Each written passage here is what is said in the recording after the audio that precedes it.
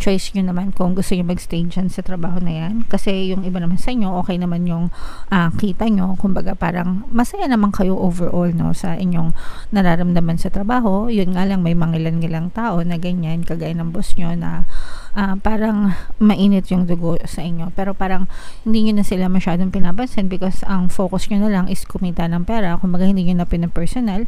Ang focus nyo na lang is kumita ng pera. At saka masaya naman kayo sa relationship nyo dun sa ibang katrabaho nyo. Okay?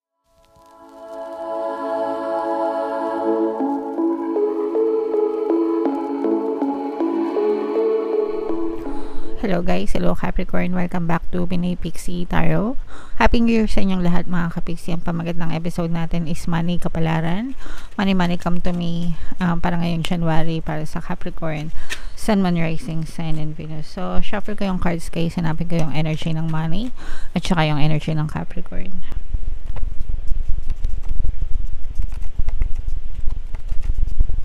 Ito guys, so Capricorn, ito yung Money energy ng kapixie. Tapos ngayon naman hanapin natin yung energy ng Capricorn. Ito.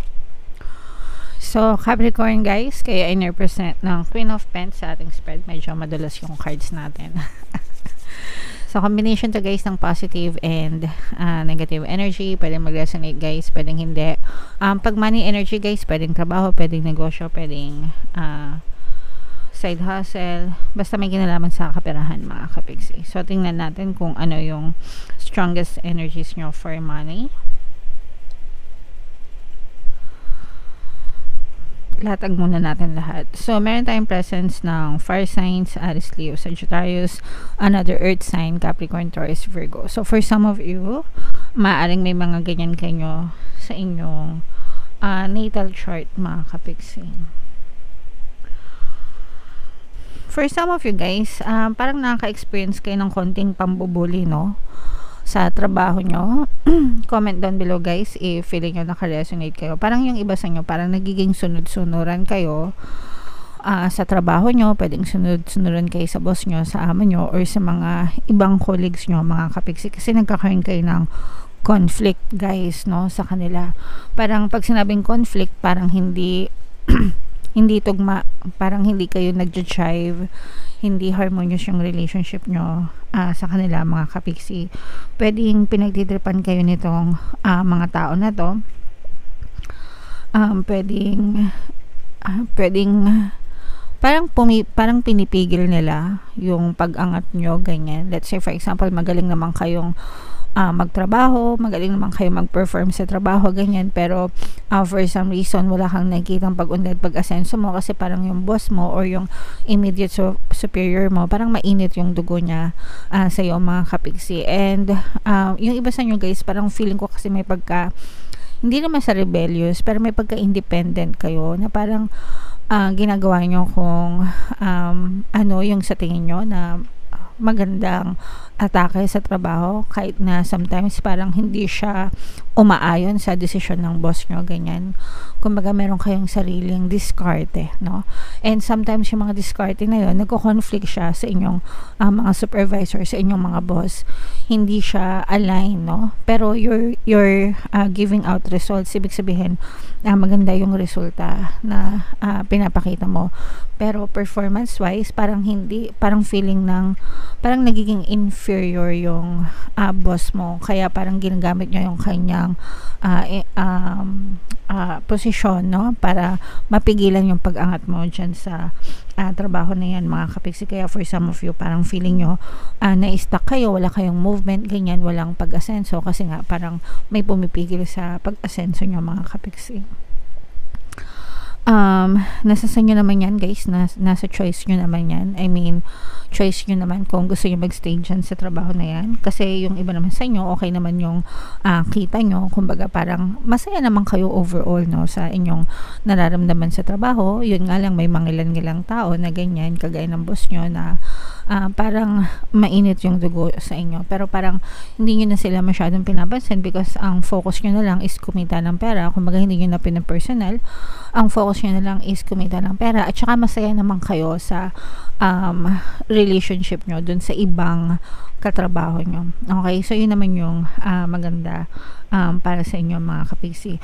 Yun namang mga kapiksi natin ng mga freelancer, let's say for example freelancer kayo guys, parang makakita pa kayo or makaka-attract pa kayo ng more clients na magpapagawa sa inyo, more projects na dadating sa inyo mga kapiksi. So dun sa larangan na yun, medyo mainit-init kayo, very inspired ganyan, kaya parang tuloy-tuloy lang din yung trabaho nyo and tuloy-tuloy lang din yung dating ng income para sa inyo. So tingnan pa natin, yung iba sa inyo talaga nakikita natin yung pagiging masipag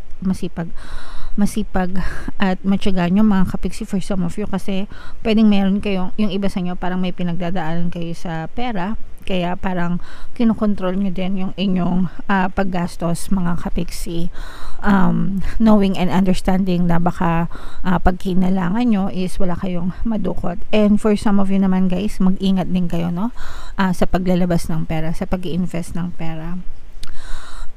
Scammer energy to guys pagdating sa pera, no? Ibig sabihin pwedeng maloko kayo, pwedeng may mga transactions na maloko kayo, let's say for example mga freelancer ganyan, make sure na kumukuha din kayo ng maayos na kliyente, no? Hindi lang kayo yung sinisiay nila, isiay nyo din yung mga kliyente nyo, kasi baka mamaya ini-scam na pala kayo, hindi kayo mabayaran dun sa mga projects. And then for some of you naman, kung merong mag-alok-alok sa inyo ng investment, dapat firm kayo, kasi yung iba parang hindi sila marunong mag-say no, ibig sabihin parang hindi sila marunong tumanggi pag in-invite sila ganyan, umuoo lang, parang ang bilis nilang mapa-oo, no, kahit na sometimes na-scam na sila, lalo na kung ka-close nila, no, yung nag-aalok, nag-i-invite ganyan na mga investment. So guys, walang masamang mag-invest, no, actually ina-encourage nga natin kayo na mag-invest kung gusto niyo talagang ma-build yung inyong wealth,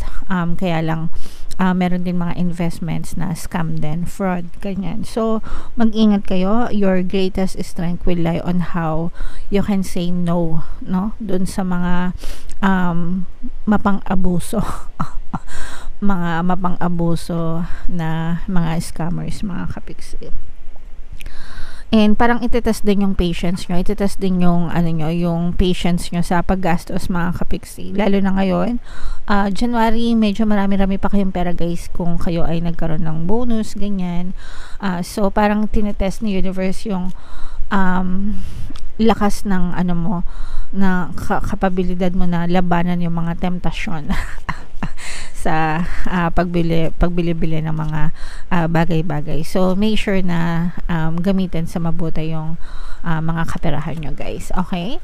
Alright, so comment down below mga kapiksi if feeling nyo nakaresonate kayo dyan sa mga messages na yan. Wala tayong nakitang masyadong engrande na paparating sa inyo mga kapiksi, no? Pero ang nakita natin is parang stable yung pagpasok ng pera sa inyo guys, okay?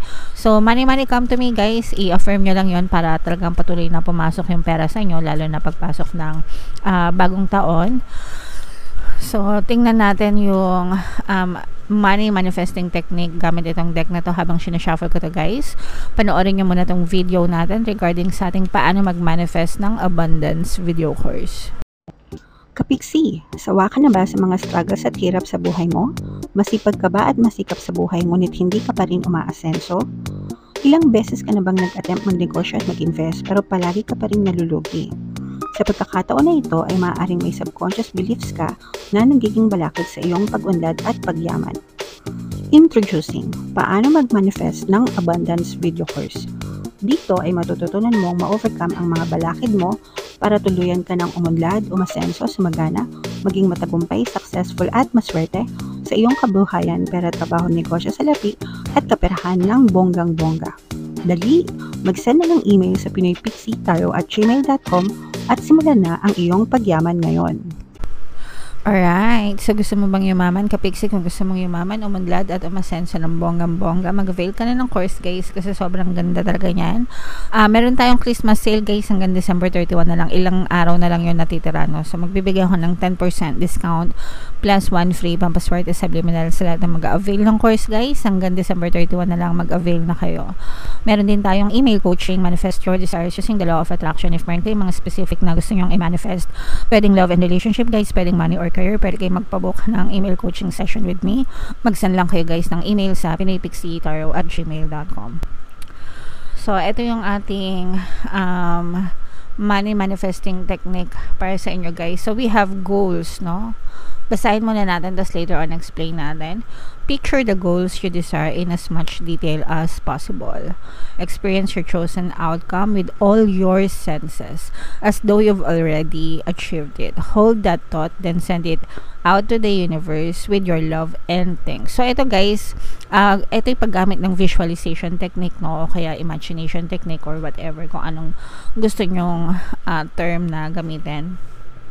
Pero, when you say picture your goals, picture the goals that you desire in as much detail as possible. Gamitin nyo yung imagination nyo, yung power of your imagination nyo, okay?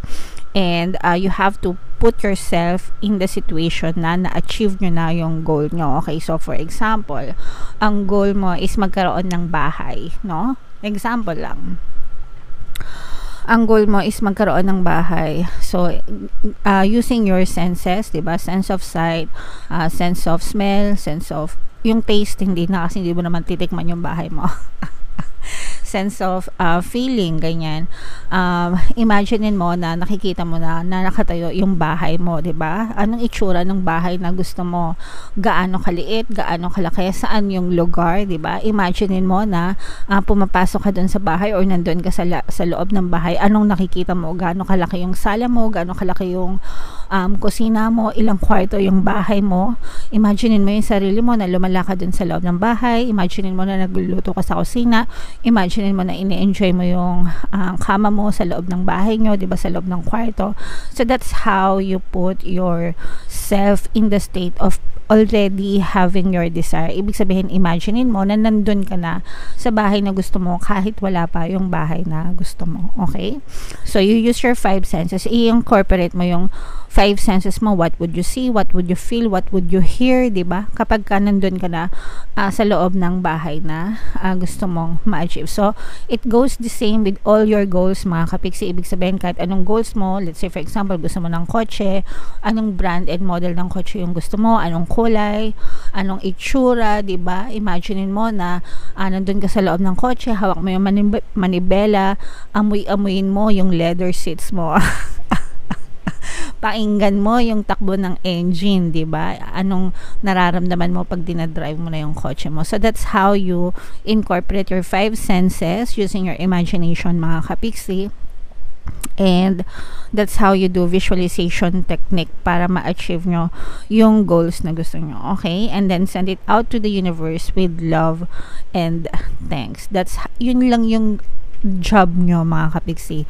I-identify nyo kung ano yung gusto nyo. Dapat alam nyo kung ano yung gusto nyo, ano yung desire nyo, and then feel it, mga kapiksi. See it, feel it as though you already have it, and then give thanks. Okay? Ganun lang kasimple. Mas maganda na ginagawa ang visualization sa umaga pagkagising or sa gabi bago matulog, mga kapiksi. Kung kaya nyong gawin parehas, gawin nyo parehas, or anytime within the day, mga kapiksi, basta may time kayo, gawin nyo, makatulong yan, guys. Alright? So, yeah, for more manifestation techniques, guys, pwede kayo mag-join sa ating membership program. I-click nyo lang yung join button dito sa video na to, kaya dito dyan sa taas, guys. Ilalagay natin yung link. Kapag member na kayo, magkakaroon kayo ng access sa mga exclusive videos natin regarding manifestation. Nagtuturo tayo doon ng mga manifesting techniques, mga kapiksi. So, comment down below, Capricorn, if feeling nyo naka-resonate kayo dyan, and i-type nyo sa comment section yung 2 affirmations for money, guys. Money, money, come to me. Palagi ako may pera and palagi ako nagkakapera. So, palagi nyo lang yung sabihin, guys, no? I-type nyo na rin sa comment section para talagang pumasok yung pera sa inyo ngayong 2024, mga kapiksi. Alright? So, yan ang ating reading, guys. Ito yung ating 2024 kapalaran. Panoorin nyo na, mga kapiksi. And ito naman yung ating success stories ng paano mag-manifest ng abundance video course. Click here to subscribe and click here to join our membership program. Thank you for liking, sharing, and subscribing. See you again next time. I love you all. Have a nice day. Bye-bye.